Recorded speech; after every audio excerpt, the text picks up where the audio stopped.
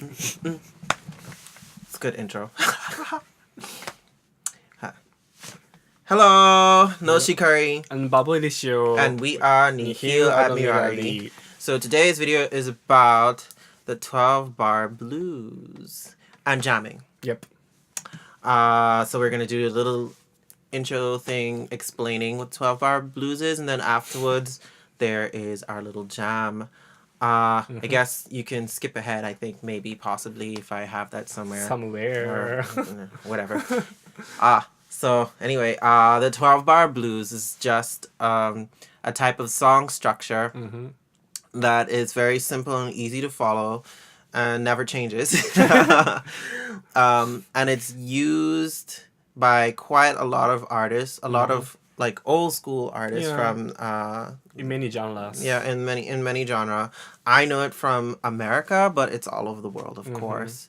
And what we're doing today, a jam, for those of you that don't know, is usually when musicians come together and they just play random music without any real plan per se. So like usually somebody can just, even if it could even start with just a drummer and then you get like a beat, and then people just start coming up with stuff on top of it, just as they go. And 12-bar blues is it's the chords. Yeah, like usually have a three part, like a tonic and a subdominant in the dominant part. So if like people learn some like music theory in school, like they may know it. So like first four measures will be a tonic key, the tonic chord. So like 1, then 2 measure in subdominant chord, then back to tonic chord, 2 measure, then go to 2 measure dominant and subdominant, then back to tonic. Yeah. So like overall it's 1 4 5 1 chord progressions. Yeah, and so like for a little bit of a translation for you, for some of you that might not understand that, we're doing it in the key of A, today. It's kind of typical blues, major blues scale. Yeah, so the chords for that are A, D, E, A, or A, D, A, E, D, A, Yeah. That's probably going to put that in the description somewhere. Or, you know, you can just rewind and learn it. But as the jam is playing, we'll just like post what chord is being played around our heads somewhere. But while jamming, there are different ways each instrument can jam. And for vocalists, I know like 3 maybe. The main one, the most popular one, is called rap.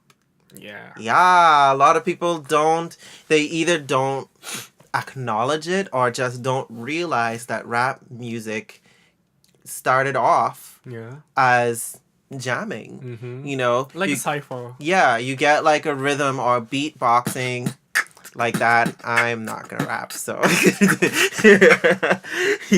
you get a rhythm or you know, like instruments playing melody or anything like that. Yeah, or even turntables like they did in the 80s.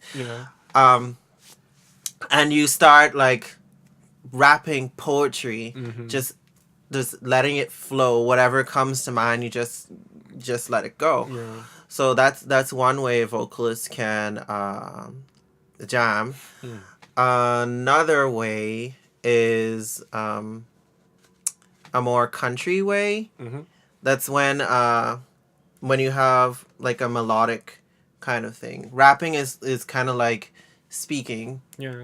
Like the other way that I'm talking about now, which is what we're gonna do later on today, is kind of like you come up with a melody and you come up with lyrics. And the best way to do that for a vocalist is to think of a theme. Most common themes are what are stereotypically country: love, sadness, work, hard times, good times, you know, Yeah. any simple topic like that, and you just go with it. And I had another one, I think. What's that? I don't. I guess I'll just leave it at those two. Yeah.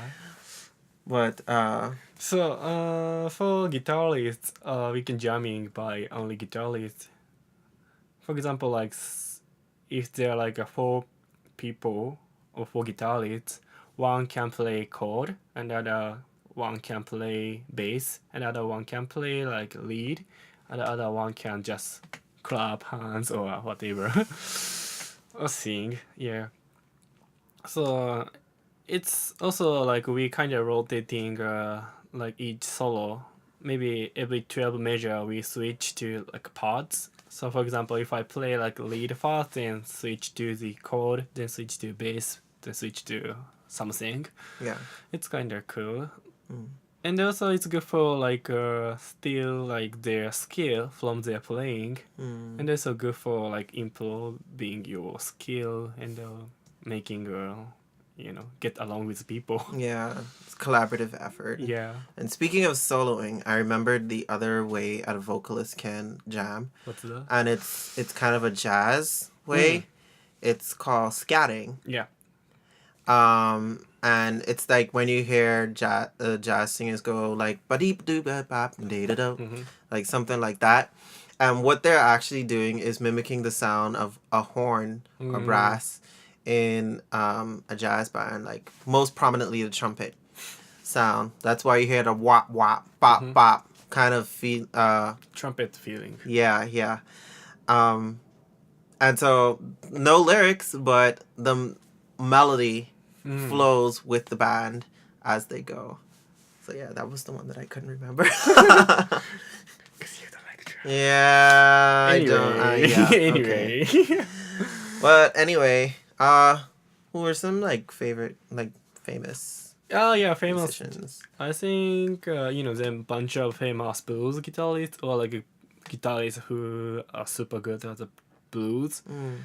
Or maybe Eric Clapton plays all the blues in his performance, and also Jimi Hendrix, he also plays a great blues, and yeah, you guys can't miss the Robert Johnson, the origin of the blues. These names are study up. Yep. So I guess that's it. Yep. And on to our jam and this awkward fade out that's happening. Bye.